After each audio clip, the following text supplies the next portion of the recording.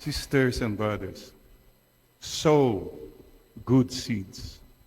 This is the reminder of all of us. Parents, kung ano ang tinanim, yan din ang aanihin. If you are really good and loving to your children, they will be really good and loving to you also. Don't forget that. Wala pong shortcut. There's no substitute for presence and for hard and honest work. Ito po ang paalaala ni Lord sa atin. And the seed is small.